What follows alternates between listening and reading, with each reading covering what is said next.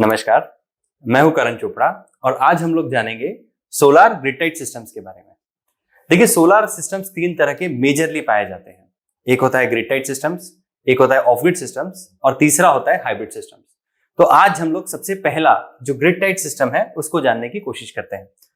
Grid Tide systems को ही हम लोग ग्रिड कनेक्टेड सिस्टम्स या ऑन ग्रिड सोलर सिस्टम्स भी बोलते हैं। तो ये तीनों भी नाम एक ही सिस्टम के हैं।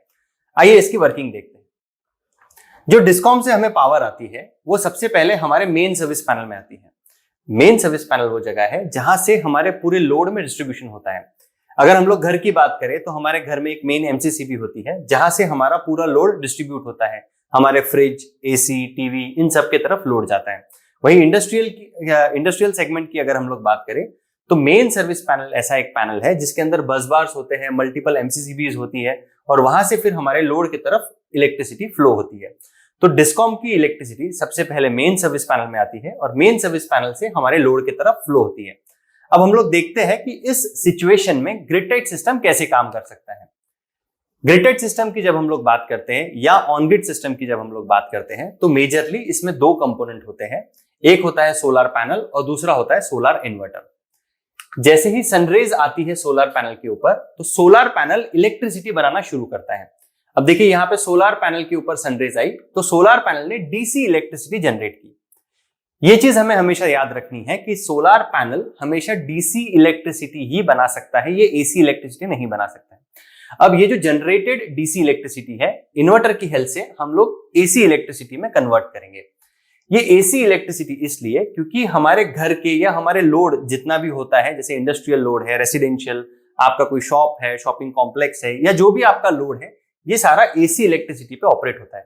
इसीलिए अब हम लोग डीसी इलेक्ट्रिसिटी को एसी इलेक्ट्रिसिटी में कन्वर्ट कर रहे हैं और इस एसी इलेक्ट्रिसिटी को हम लोग कनेक्ट करते हैं हमारे मेन सर्विस पैनल के साथ। एसी इलेक्ट्रिसिटी सिंगल फेज भी हो सकती है या थ्री फेज भी हो सकती है। जैसे आपका लोड है उसके अकॉर्डिंग हमें थ्री फेज या सिंगल फेज इलेक्ट्रिसिटी जनरेट करना है और उसी के लिए हमें सिंगल फेज या थ्री फेज इन्वर्टर का चुनाव करना होगा।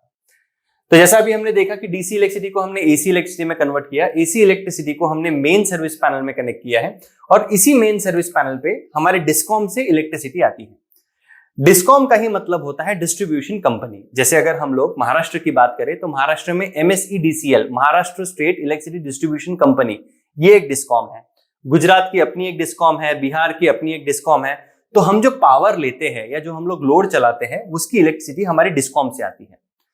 अब इस ऑन ग्रिड सोलर सिस्टम में क्या हो रहा है कि इलेक्ट्रिसिटी जो सोलर से जनरेट हुई प्लस जो डिस्कॉम से इलेक्ट्रिसिटी आई, इन दोनों का कॉम्बिनेशन हम लोग मेन सर्विस पैनल में करते हैं और इस कॉम्बिनेशन या इस कंबाइंड इलेक्ट्रिसिटी को हम लोग यूज करते हैं हमारे लोड को चलाने के लिए।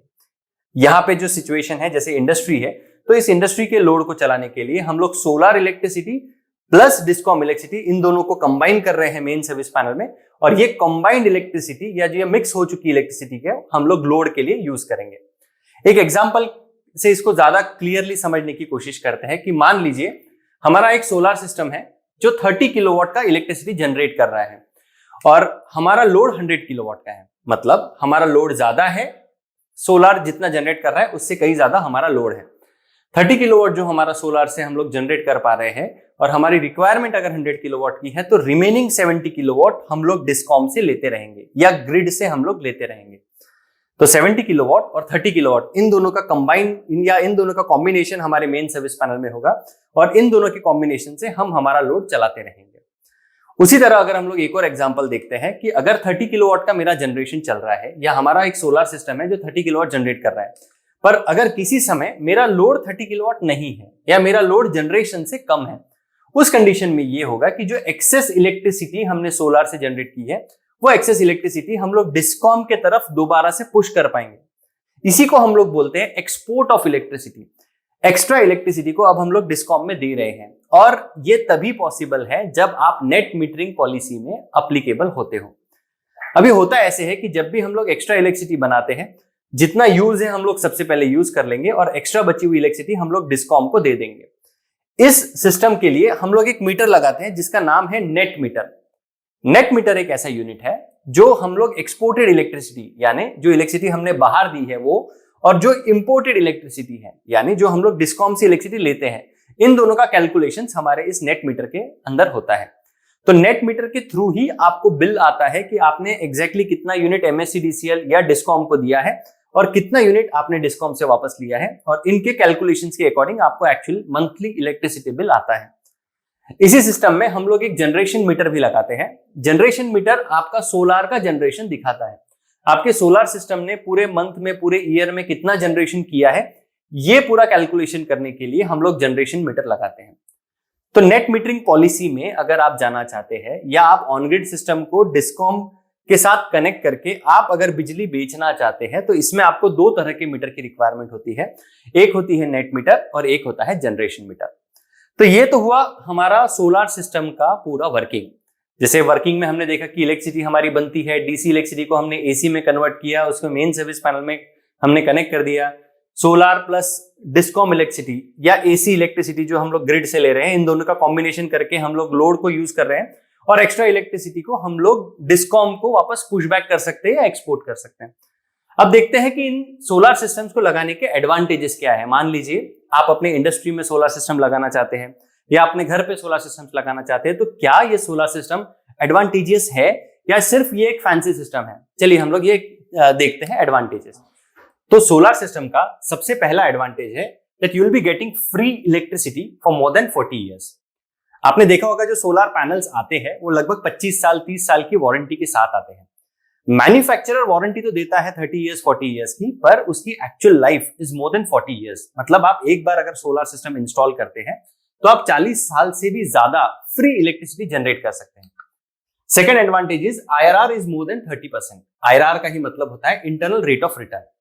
देखिए जब हम लोग कहीं पे इन्वेस्ट करते हैं या हम लोग कहीं पे पैसा लगाते हैं तो हम लोग ये देखते हैं कि हमें ब्याज कितना मिलेगा।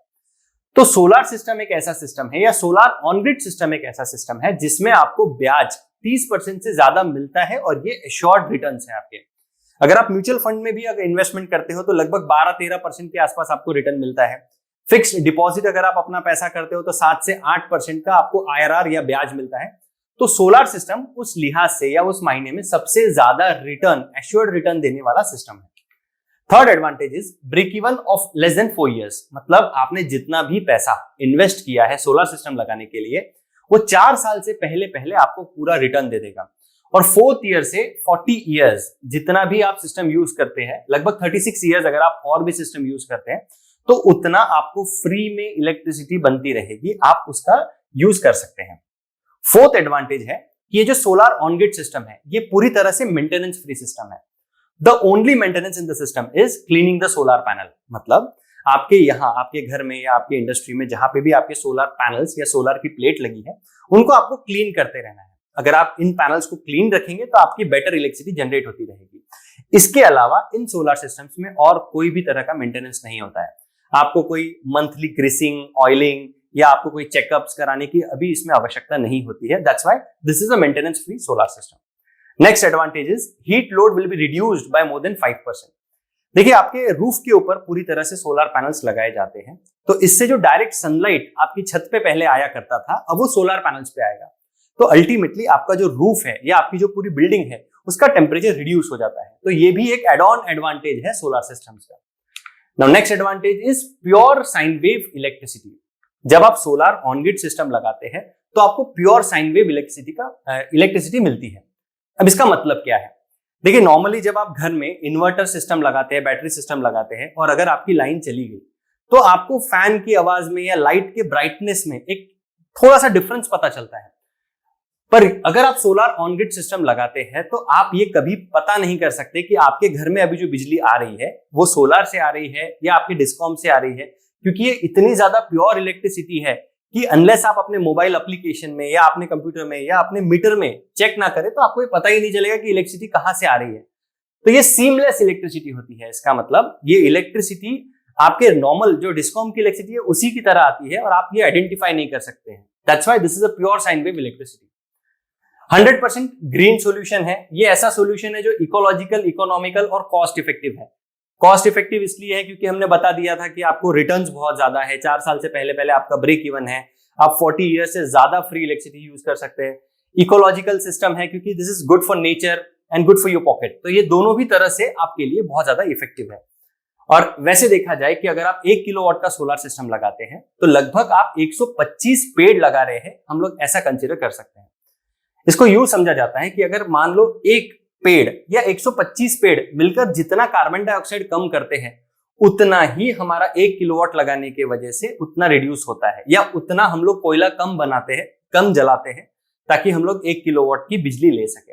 तो 1 किलोवाट का सोलर लगाना यानी 125 पेड़ लगाने के बराबर है। तो ये कुछ एडवांटेजेस थे जो हम लोग बताना चाहते थे ऑन ग्रिड सोलर सिस्टम्स के बारे में।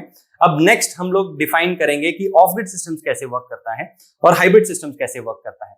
तो हम लोग सेकंड सेशन के ऊपर जल्दी ही आपके लिए वीडियो लेके आएंगे। Thank you.